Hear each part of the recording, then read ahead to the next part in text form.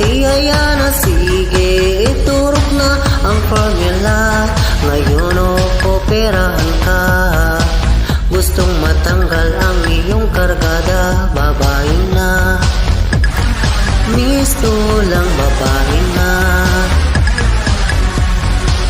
Hoy, itsura mo ay pinaganda na, pati ang iyong dibdib at ang hita. Babae na,